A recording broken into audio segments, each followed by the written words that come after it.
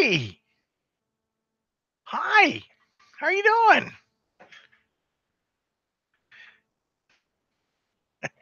It's been a while.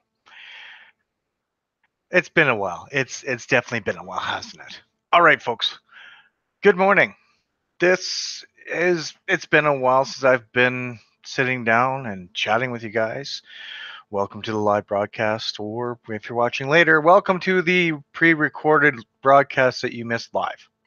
One or the other. Today I've got a few things we're going to discuss. It keeps piling up. I actually had a list of things I wanted to talk about since July 20th. So that's when I was planning to do this.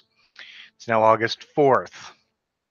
I had a little bit of things happen over the past little bit, and it involved basically having a family, having a job, having stuff happen within the family. So basically, things have kind of taken a backseat in the way of reviewing and live and everything else. So I'm going to get on with it, shall we? However, I need to loosen up a bit. One of the beers that I managed to grab over the past little bit, coming in at 7.1% alcohol by volume at 61 IBU, it is the number one Dad Pale India Pale Ale. That's right, more twin sales. I'll be doing a proper review of this beer, but for now I thought I'd open this up, grab my special Booze Reviews glass, and we're going to get talking. Boy, are we going to get talking. Things around here just, honestly, I just don't know. There's some great things as well, but you know what? Here's to a long weekend. Cheers. Foam tastes nice. Ooh, ooh, wow. It's definitely an IPA. So what do we have? We got a few things on our docket today. One of the things I'd like to talk about, we're just going to get into something simple, is if you've noticed, cans are starting to make a very big impact in the beer world. There's been a lot more cans been showing up than bottles when we're doing things. I actually appreciate the cans. Now, I want to say thank you to the states for putting that tariff on for aluminum and steel because you guys are really fucking up the prices. But that being said, I do like cans. They're easier to basically transport. They're easier to ship. Not that I ship, but you know. And there's not as much spillage as you would have if you, say, had a bunch of bottles. Sure, you can knock over a flat and it explodes everywhere, but that's just there.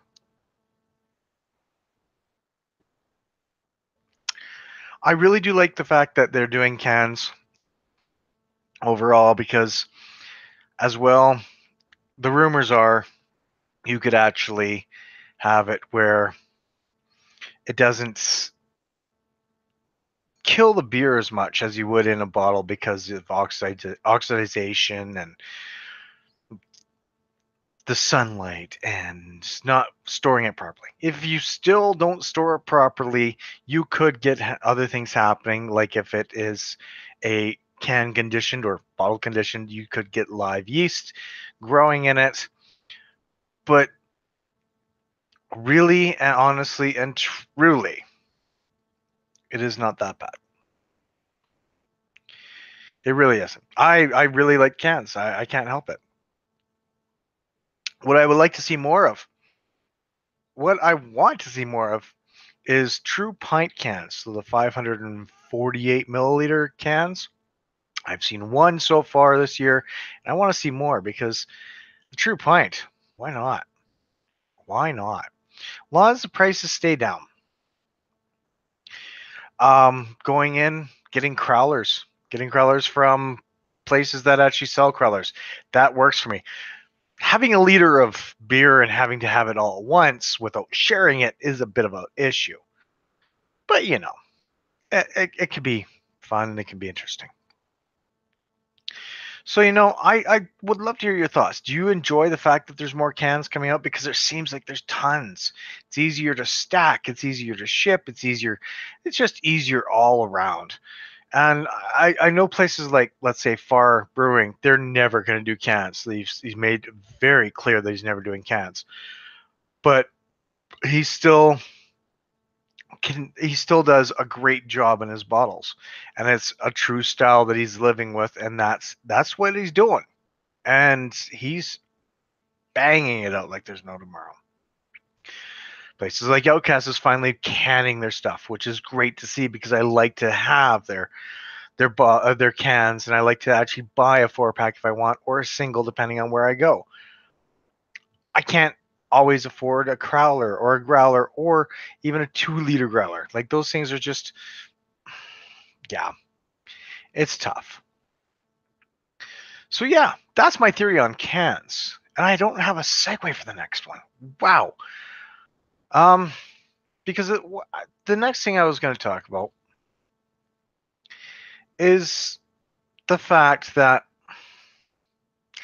do you feel that milkshake IPAs are a thing? Are becoming a thing? They're not technically an item per se. They're not technically an actual style. They're still classed under the New England IPAs, if I remember correctly. I don't take the courses, so I don't know.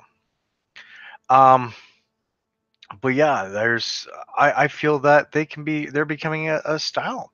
I do like a New England IPA. I do like a milkshake IPA. I am a big fan of Twin Sales milkshakes IPAs. I am a huge, absolutely huge fan of the Russell Brewing Mango Milkshake IPA. Holy crap, drinking juice is like beautiful when it comes to that. Oh, really do enjoy that beer. Hmm. Um, Honestly, there's a lot of things like the milkshake IPA is not exactly fat. It's not going away. It's actually picking up. You've had so many collaborations where they do milkshake IPAs, where you do a sour milkshake IPA.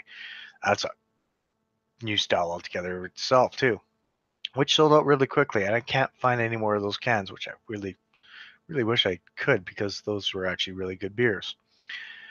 I really do like the fact that they do a milkshake IPA. It's got that sweetness, it's got the lactose in there, and actually is not overly horrible. I feel that we are oversaturating a lot of the markets for the IPAs, but that's what people want. That's what people are looking for. That's what people just want to have, for crying out loud. It's something that, I don't mind because, ooh, Fuzzy Wuzzy was a beer. Sorry, I got distracted. A peach IPA that wasn't clear. Interesting. Who does this beer? Just looking online here. Oh, Parkside Brewery. Nice. Speaking of IPAs, got adjuncts in it. Um, there's a lot of things that I really enjoy about the milkshake IPA. Just it's a nice light, but can be very heavy on the ABV style.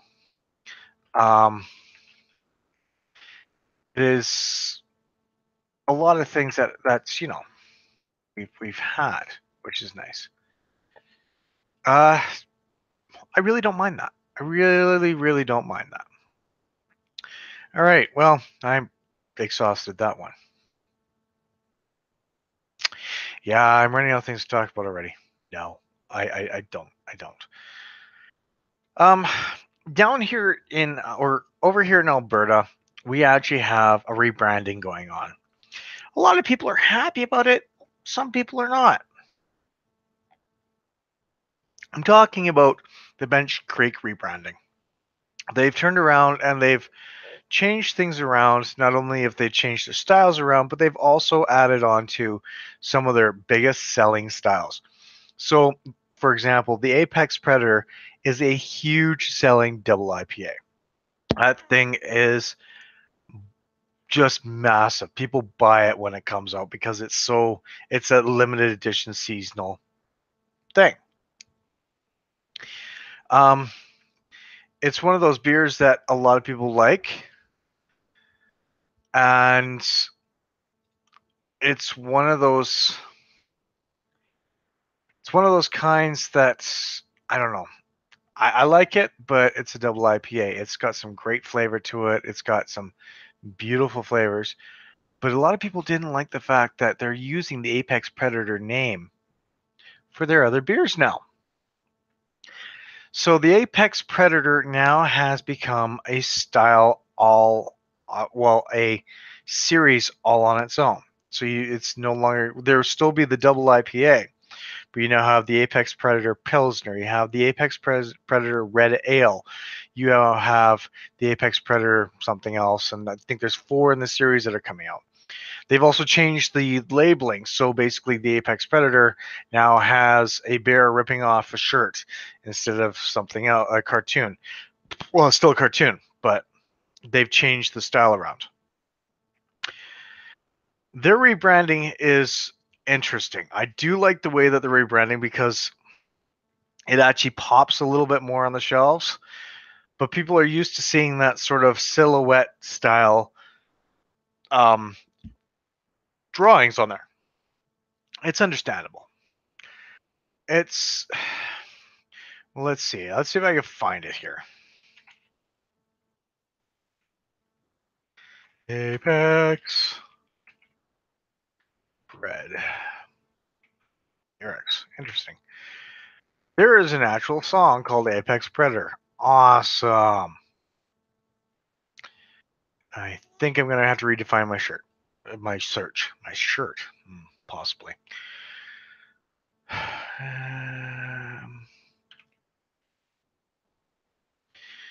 There we go. So maybe I'll see if I can share this out. We're going to do this. Pop it up by itself. And then give me a second here. So here we have the old style of Apex Predator. That's pretty much what we went with. And now the Apex Predator is changing, and this is going to be the new label. However, we got the double IPA, but we will also be having other styles of Apex Predator. Now we have the Amber Lager that's coming out. We just had the Apex Predator Pilsner. So they're really rebranding the Apex Predator style, which is fine. And there's the Apex Predator Pilsner. So basically it's a bear ripping off the shirt. The only thing that's different is that the labels on the back or the background is a different color. So that's orange. There's an amber lager. There's a red coming out, which is a red background. It looks kind of nice. It looks better than what it did here, even though people are used to this one. But I mean, compared to that, it's got a little bit more pop to it. That's something I really like. So they've changed around that. They've changed around their logo. They've changed around one other thing as well. They've done quite amazing things with their style of beer, which seems to be working for them. I don't know. What do you think? Do you like the old style? Do you like the new style? I kind of like I like the new style. It's got that more cartoonish sort of feel to it. They're also doing their Northern Grace rebranding. They're doing their Naked Woodsman, which is now a Dead Woodsman because the Naked Woodsman didn't make it past the bear. That and also rumors are they couldn't use the word naked. No, someone's already blocked out naked for some strange reason. Yeah, I guess they can't use it. Right. They can't use it because of the fact that they were actually being told to stop using it. So now the Dead Woodsman. So the Dead Woodsman Pale Ale. I had that actually. It's a decent beer. You had the Villainous series, and you had a few other things. But if you look, there's the White Raven. That's the new look for the White Raven. Still looks kind of nice. Apex Predator Pilsner, Apex Predator Amber Lager, Apex Predator India Session Ale. That's one of the other ones. Double IPA, which is their original one, and the Red Ale. So as you see, there's 4 of them there that basically have the same picture, just different background color. Oh, and the porter too. Okay, so they're dropping the name of the, is it Northern Grace? I can't remember. So there's a Dead Woodsman Pale Ale, since they're not allowed using the word naked anymore. And yeah, I mean, they're changing things around a little bit. I just, I feel that that seems to be something that they're going with, which, in all honesty, is fair. If that's what they need to do, that's what they need to do. I'm hoping that it works well for them, and I'm hoping that they do.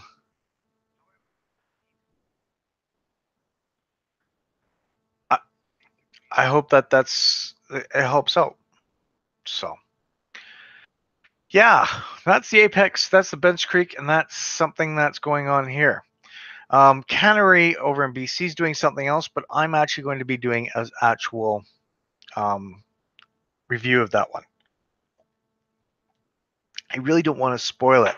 Well, I kind of have in a few pictures, but I don't want to spoil it overall because I really haven't said much. Now, I've got a couple of things that is getting to be a little political. A couple of things showed up here. There's the new rules for borderless alcohol. They're trying to make it so that there's no tariffs in between provinces for booze. I feel that that would be an awesome idea. We kind of need that, for one. And for two, why are we paying these taxes? Why are we having to pay this in between borders? It's costing everybody a lot of money, for one. And for two, you can't share these damn good beers with everybody without jacking up the prices. The for example, Twin Sales, their Bachelor Pad IPA or double IPA, they are go for $32 a 4-pack here. They go for $18 in BC. $32 because of the fact that you have a middleman marking up the price, you have the taxes that mark up the price, and you have Connect that marks up the price, and you have everybody touching it that's marking up the prices. It's almost as bad as gasoline. It really is. And with the price of the gas going up, the price of the beer is going to go up too because you have to bring in all the beer through means that require gas. Since Amazon really hasn't perfected their drone drop yet. Anyways, I feel that basically this would be a good thing. So there was a meeting last month in regards to borderless alcohol prices. So the rules, hopefully they change, and hopefully that happens, and hopefully we see it. Excuse me. It was a long night last night. And hopefully we see it where basically it actually comes down to the retailer and then comes down to the consumer, you and me.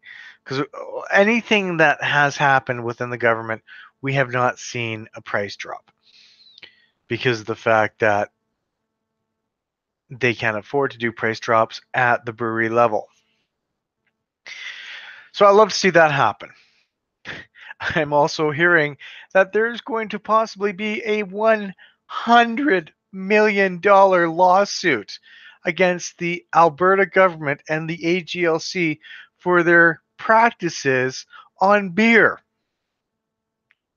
$100 million. I'll let that sink in for a bit. Probably will turn into a class action lawsuit, or that's what they're trying to go with, which is fair. But at the same point in time, oh my God, this comes off the heels, or I guess this. Let me pull this up. Let me pull this up because this is something that, in all honesty, I would love to see come to fruition. Again, sorry, it was a long night. This is something that basically I feel needs to happen. I do this because the fact that yes, it's helped out breweries. Yes, it's helped out people get more breweries into our our province. So we have a situation where there's a lot of breweries in our province now. Bravo.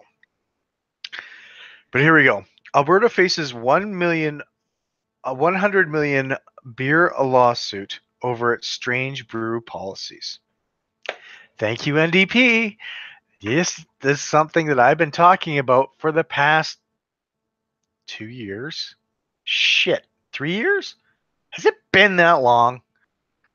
Okay.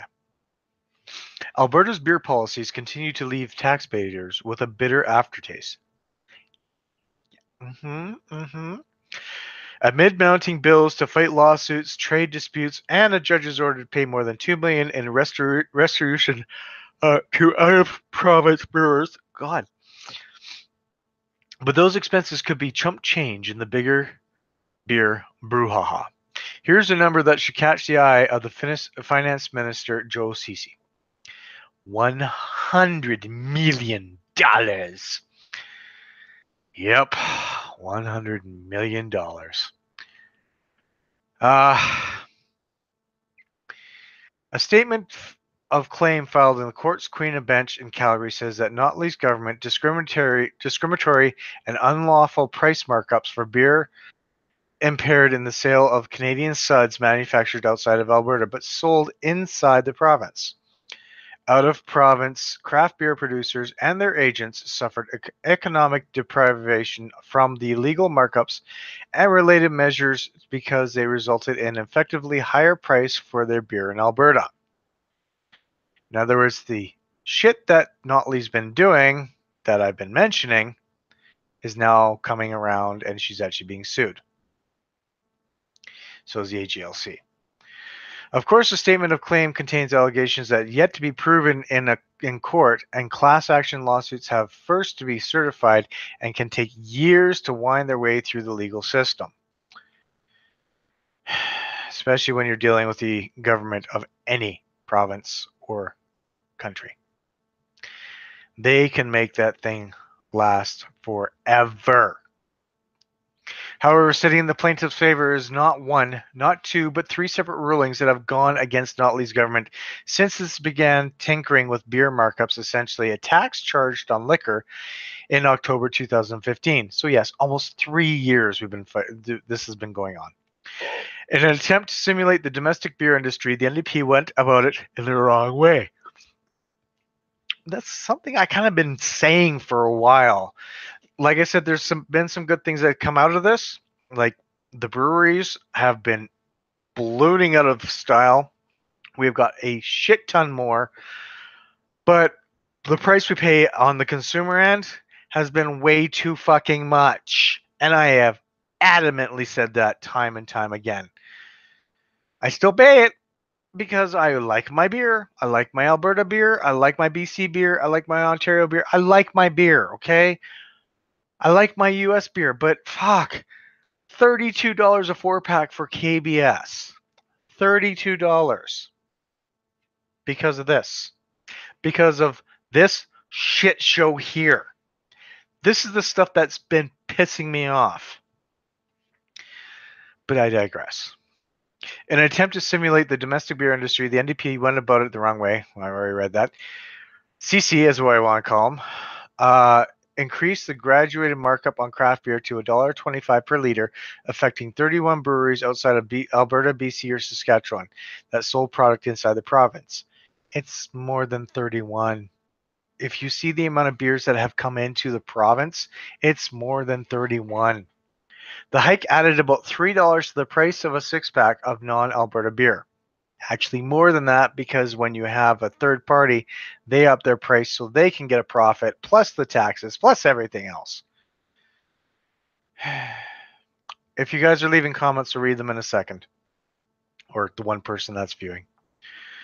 Facing a backlash, the finance minister changed the course in August 2016, applying the higher rate of all Canadian small brewers. But not so subtle move. The province created a subsidy program for only domestic brewers to essentially offset the higher levy. I don't know. That sounds like insider trading to me, but that's obviously wrong, and I know that's a wrong term for it. But it's pretty much other things. Last year, independent panel found Alberta's moves contravened interprovincial trade policies that containing Canada's agreement on an international trade. So basically, they got done fucked up. Plain and simple. An appeal came to the same conclusion in June, saying that the grant program distorts the playing field, which it does in a way, kind of. We still pay the same price on the consumer end. It's the brewers that get this benefit back, but we still spend the same kind of money.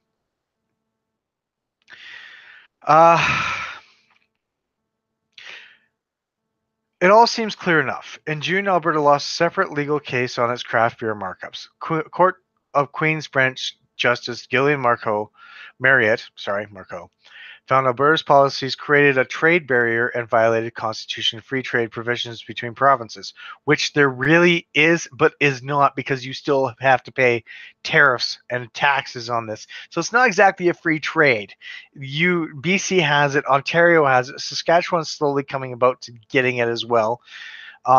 Manitoba still is wondering what craft beer is all about. And just all these other places have these higher taxes so that they can actually sell their own stuff versus selling stuff out of province. It happens all over the place, but the way that the NDP went about it is the wrong way. The way that the others went around it, not so much. A judge ordered the province to pay restitution of more than $1.9 million to Great Western Brewing of Saskatoon and $164,000 to Toronto's based Steam Whistle Brewing. Steam Whistle is heavy in here. I've got people that live close to me that work for Steam Whistle, and they're making a good living off of that. I'm not going to lie. So I don't understand why they're so pissy about this, because they're still selling the beer. People are still buying the beer. But now that there's more breweries in Alberta, Steam Whistle's kind of losing steam. Yeah, I went down that path. I'm sorry. Yet, Premier Rachel Notley said last month the province would appeal the ruling, explaining when you lose, you appeal.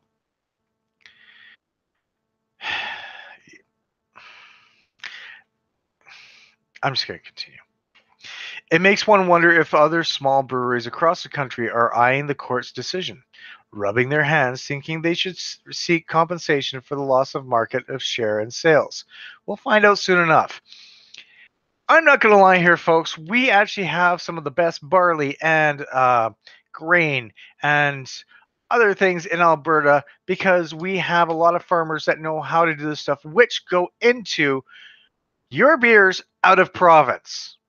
So we're still being supportive one way or another. So you still have this, you still have the other thing, but when you try to bring the beer back in, it costs a little bit more. We get it.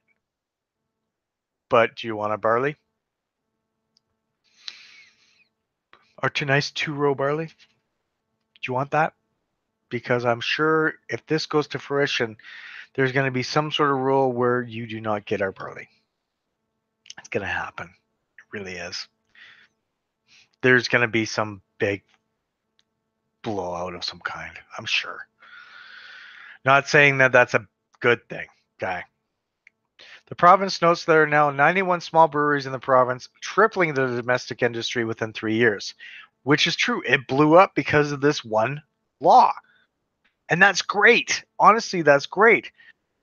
But you have to understand, in those 91 small breweries, there's some that are just squeaking by, like Goat Locker, who's made zero attempt to really do much else aside from their two beers because they can't afford to. No matter, even with that payback that they get, they can't afford to because they're also brewing outside of Alberta. So I don't know if they actually get to have that kickback if they're brewing outside of Alberta. They're also not talking about the contract brewers who also get a kickback too. Officials in the finance minister's office wouldn't comment on the class action lawsuit, but stressed the government will have the backs of craft brewers, as shown in International Beer Day, where Rachel Notley named off all 91 brewers and breweries inside Alberta, including Mill Street, Calgary. I'll let that one sink in for a second here. Uh, we will continue to support our local craft industry and are not ruling out the challenging other province restrictions of Alberta beer. This might work, but reality is Alberta is staring at another lawsuit to defend its discriminatory policy. In other words, the NDP decided they can do whatever the fuck they want. And yes, I'm saying it the way I fucking have said it for the longest time. Whatever the fuck they want. And they think they can get away with it. I'm not going to say that it's all bad. There is good things out of it, but they just did whatever the fuck they want, and now it's going to screw everybody.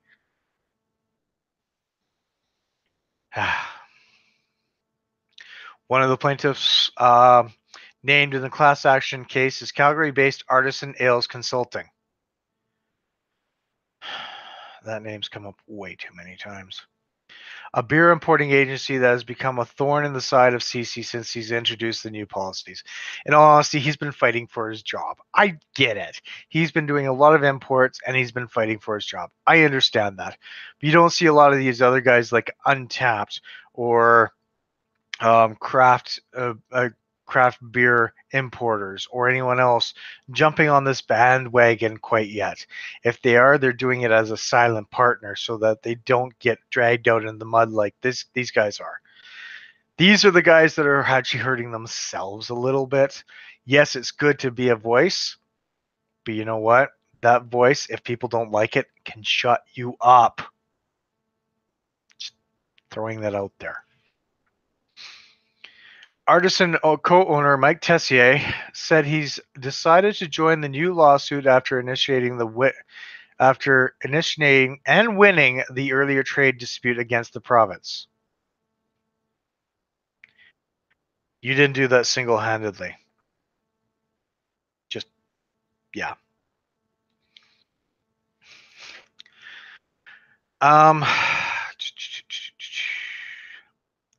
Followed by Alberta's loss in the recent Court of Queen's Bench decision in June. They have lost 3 times. They have hurt my business, and they shouldn't have.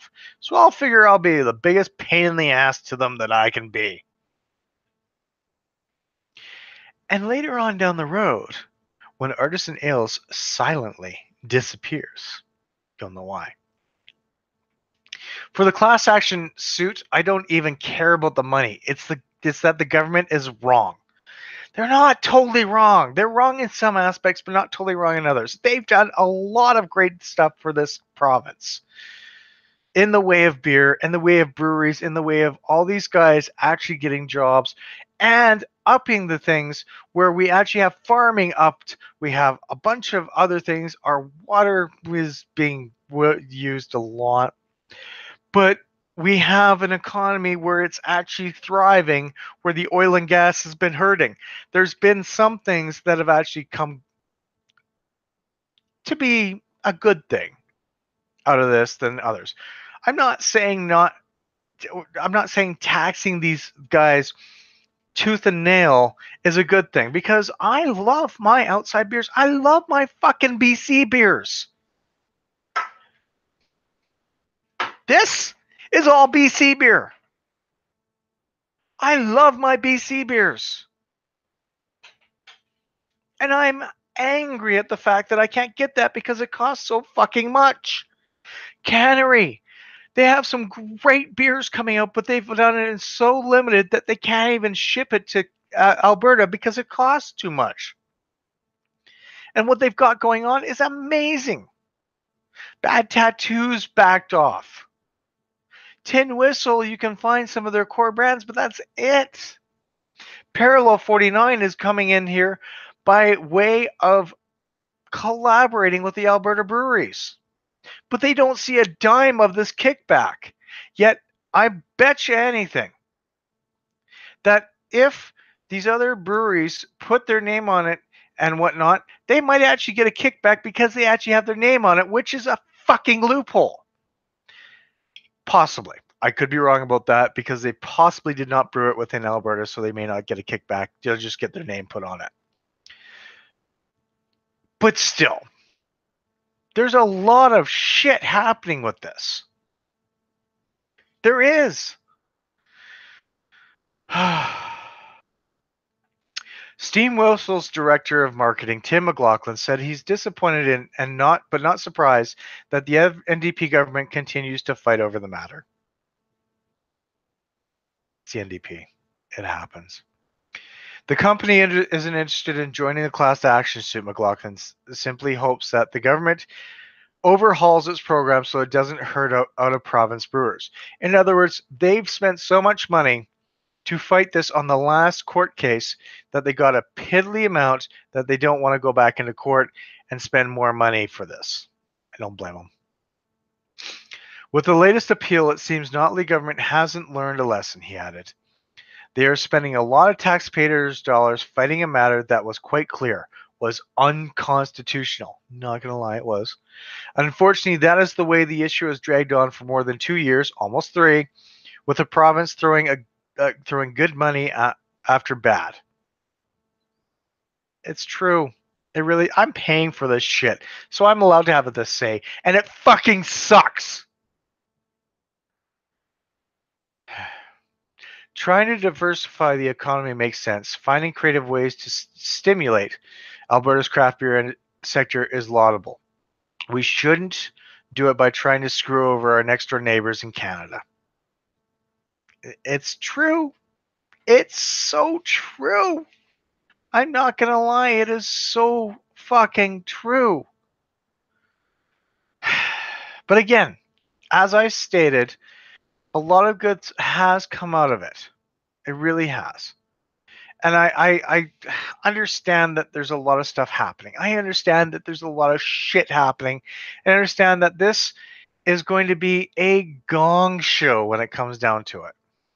It really is. But it's going to be one of those gong shows where you look at it going, why? Why are we doing this? What is it that's helping us? Because Notley went around it the wrong way. If she went around it in the very beginning, silently stating that we can have this, she had the trifecta where it was Saskatchewan, Alberta, and BC all reaping the rewards of cheaper taxes because they were neighbors, and people didn't like that in Ontario because they were having to spend more money. Do you know how many Ontario breweries we have here?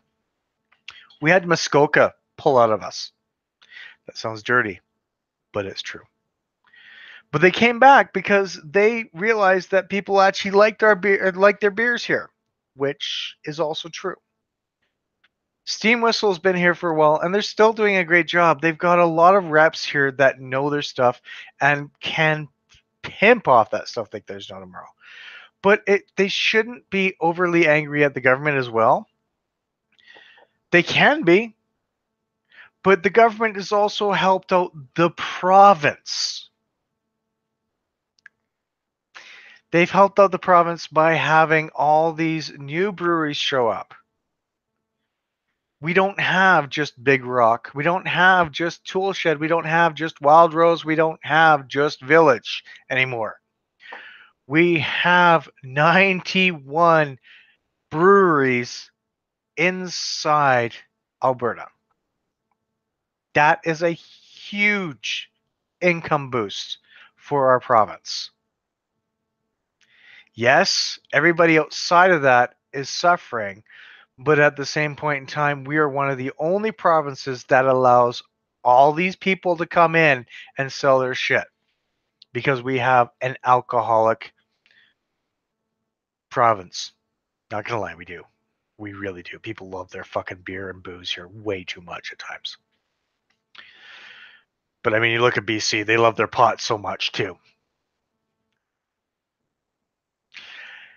But yes, it's one of those things that basically it's good and it's bad. If there's something we can pull out of the good and get rid of the bad, I'll be happy with that. But all of a sudden, if they have to change their rules again, where it screws the big brewers or screws the breweries over inside of Alberta, you're going to see a lot of people going bankrupt. And you're going to see our province hurt again because we can't bring in the money, because we can't support our local economy, because we are no longer relying on oil and gas. We are now relying on oil, gas, beer, and farming. Because farming is picked up because of all these breweries doing this stuff. We're now relying on all these different things that actually do help out. So for the people that are throwing in that big ass $100 million lawsuit, do yourself a favor. You hurt the breweries here, you're going to be having some very tough times selling anything within this province ever again. Sounds like a threat. Yes, I know. But at the same point in time, it's not a threat when it's real. You hurt the livelihoods of people that actually are making a fucking living here. Because you're going after the government, because the government has to change their rules, because it's unconstitutional, unfair.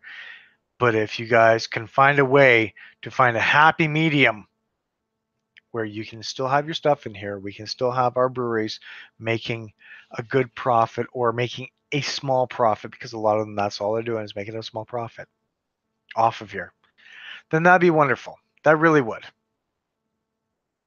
I'm just throwing it out there, folks. Really. It's one of those things that we really have to fucking look at, and I've said this time and time again. But nobody wants to fucking listen because I got one viewer, that's it. That's probably me watching my own shit.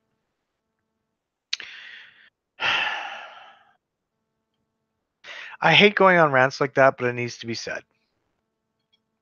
I really do. I don't agree with what the Alberta government has done, but I don't agree with a $100 million lawsuit because that comes out of our pockets. That also comes out of the brewers' pockets. It hurts. It hurts all of us, not just the government, because the government's going to find some way to compensate for this, and it comes out of us. So, fuck you. Find some other happy medium. Settle it out of court like fucking big boys do. Fuck. Motherfuckers. So that's all I really have to talk about. Sorry. I knew I was going to rant about that. I really did. It sucks. However, if you're watching this and you made it this far, congratulations. Thank you for coming and joining. I do have a question for you. Do you want me to see more game streaming? Because I've now set up where I've got a video and audio on my PS4. I'm trying to figure out where I can actually use my lapel microphone for my audio, because of the fact that I hate the fact that it echoes throughout the room when I'm using my camera. It really kind of sucks. I just want to use my lapel mic because it actually sounds a lot better. I will be doing more gaming. I do have some stuff coming up in regards to that. I have now started a second series coming up. I've been kind of holding off on not holding off, but I really should have been doing this for a bit. I was gifted the Travelers Across Canada pack, and I'm finally getting into it. So, Red Racer, I'm really sorry. It's finally coming in. I did one of my reviews last night. I've got 3 more in the fridge chilling right now, so I'm going to be doing that. I'm going to get back to my Parallel 49, Bruise Brothers Volume 4, 5. I can't remember which one it was, but volume whatever it is pack, because of the fact that I've got to finish that one off. There is a beer in there that apparently is just horrible. But I've also got all these beers behind me down there, over there, and my belly's not getting any thinner, so I'm going to have to start working out a little bit more. So I can really just, I can, I want to moderate this a little bit better. Having a new job, it's actually been kind of nice, and I've been really busy.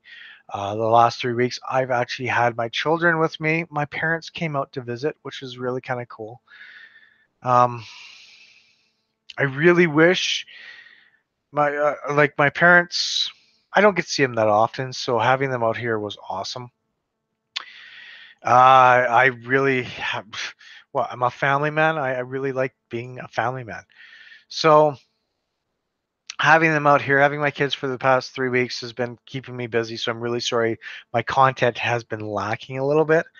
I've done what I could, and I'm going to continue to pick up stuff and get it going. I do have a review that I've finished editing and rendering that I'll be posting up either today or tomorrow, depending on what I want with my schedule. And I've got a couple more that I'm coming up. I've got Albino Rhino's beers that I have to do. I had one of his reviews and I fucking deleted the footage. It was one of the better beers I've had, and I really enjoyed it. It was the hazy a pale ale that he sent me in the bottle. Really good. It was actually really delightful, really easy drinking, and I downed that son of a bitch like there's no tomorrow. It was quite nice. So unfortunately, I missed that footage, but I do have one from Anderson Ales that I'll be putting up as soon as I get that edited. Um, I have. I want to continue my Cellar series, but I also want to see if anyone wants to help me out doing reviews. I'm going to try and start reaching out to people to see if they want to help me out doing reviews, because I really would like to have people to drink with. I miss this social interaction while I'm drinking a beer and reviewing it. Doing it by myself is lovely, but it's boring. There's only so many things you can say. Talking to someone is actually kind of nice when you actually get to do this. So maybe, just maybe, I might start something else up, but we've got too many on YouTube already. You never know. I think I possibly could, because there's East Coast ones. I really haven't seen any West Coast ones. I guess the other thing I want to ask you is, what do you think of these people that decide that they just want to get shit-faced on camera? Beer Me, for example. They drink 6 beers in a matter of an hour just to do their ratings of everything. It's good content. It's nice, but it kind of ruins the ambiance of a beer. What are your thoughts? Anyways, folks, I have no one in chat that has been chatting to me. Oh, wait. Bullshit Corner. Sorry, dude. I didn't see you there. Uh, I just looked at my chat. Look at that. Did I get a new job? Yes, I got a new job. I actually have been doing IT work for a medical cannabis company. So I'm in streamline with medical cannabis right now. It's just IT work, so I'm not exactly involved in it, and no, I'm not smoking dope on the side. Though reviewing that as of October 17th would be kind of an interesting twist. Anyways, and I tried the peanut butter latte from Collective Beer Store. I did not.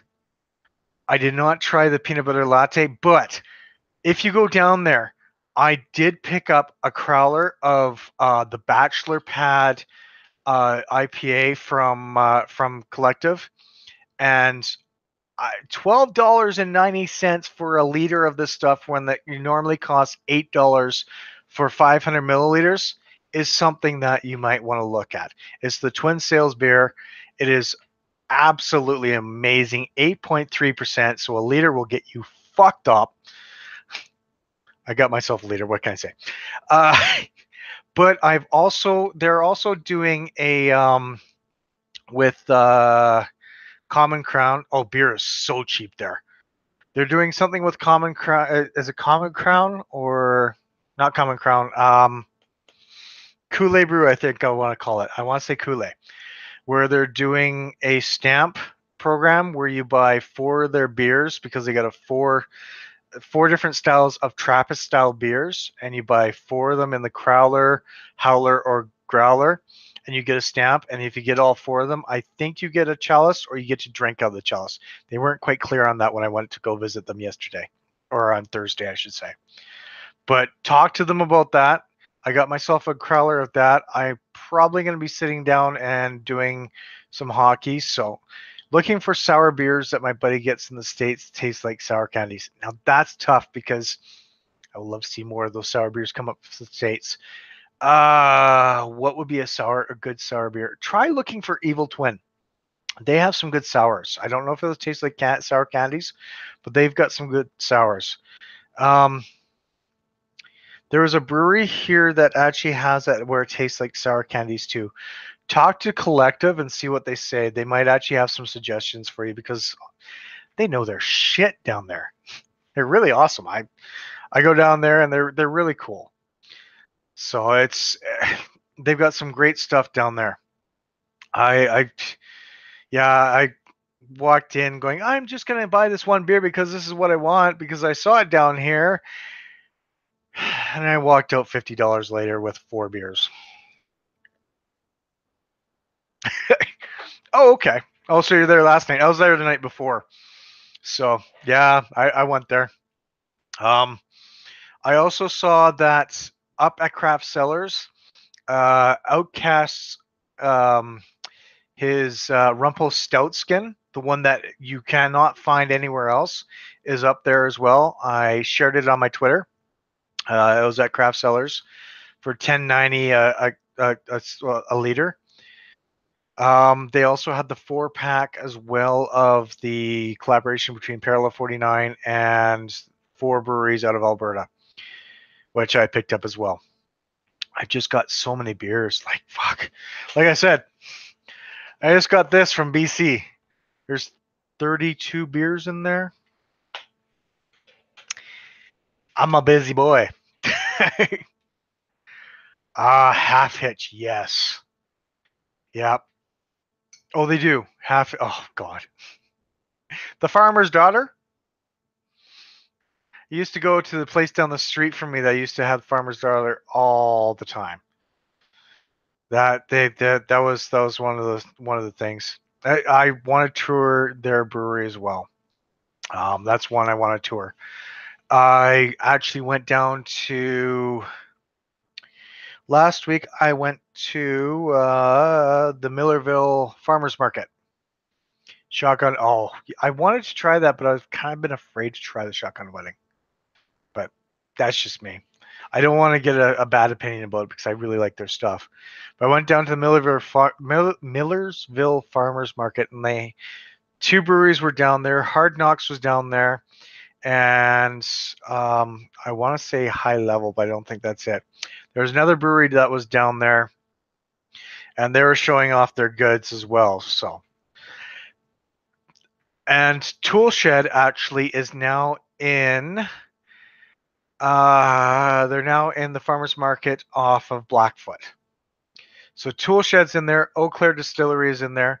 Because of these new rules that the NDP has done, like I said, there's some good things here. Not a lot, but there's some good things. Breweries and distilleries and anyone else are allowed to sell their product inside farmers markets. So Toolshed's now got inside one of them. Eau Claire Distilleries are now in them. So yeah, there's so many breweries in town that I feel that won't make it as well.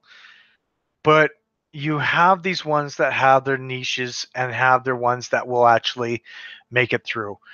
Prairie Dog, for example, they're working on more of a smoked line, I guess I would want to call it, because that's what I feel that they're going to be doing.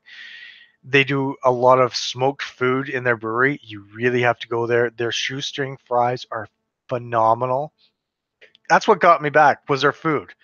They didn't have any of their beers yet, but their food is just, it's really good. Um, I I support them more than I would support Holy Grill or any of the other states' smokeries that are in town right now, because I'm supporting local. Um, yeah, there's a lot of breweries that are showing up. Revival Brewcade, you have to check out because they got video games and beer. Do I need to say more? Their beers are actually pretty good. Their IPA is actually really good too. But I mean, they got some good games. I'm probably going to be going down to Revival on Monday with my wife. She wants to check it out. She loves the fact that they have pinball games down there, so I'm going to be going with her. Yeah, I mean, for example, Inglewood is now saturated. I can say that because they've got Cold Garden right next door to Cold Garden. Old Brewing is going up there.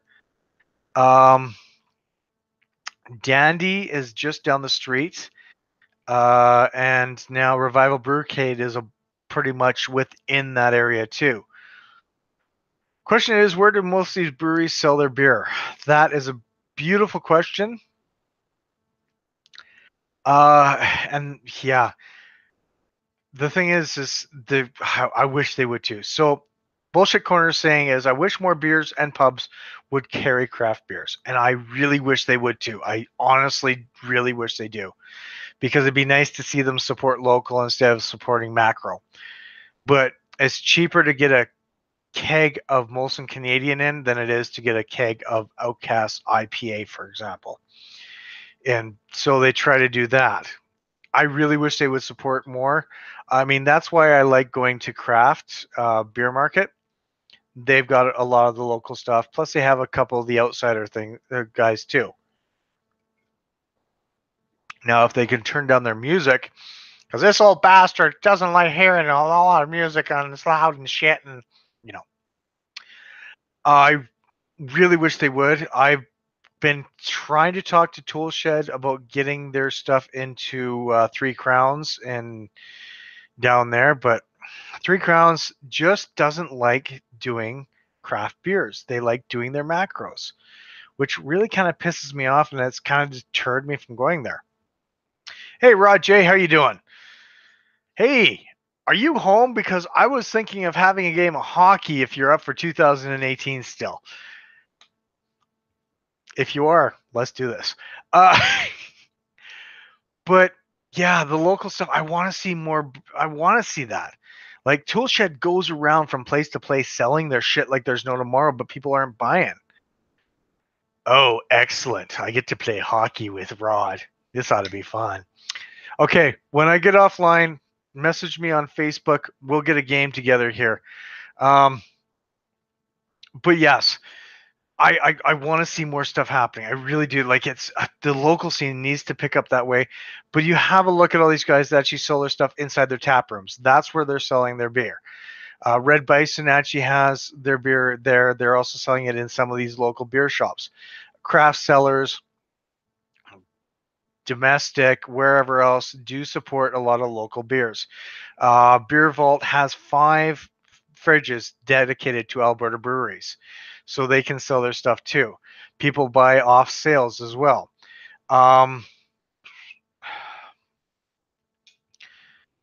90 minutes or so at the least, if that works. Hey, they'll give me time to cook my peach cobbler.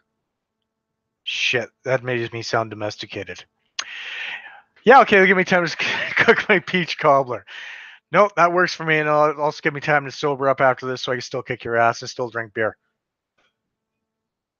Uh, but yeah, there's a lot of like a lot of these local guys. I don't know how they do it.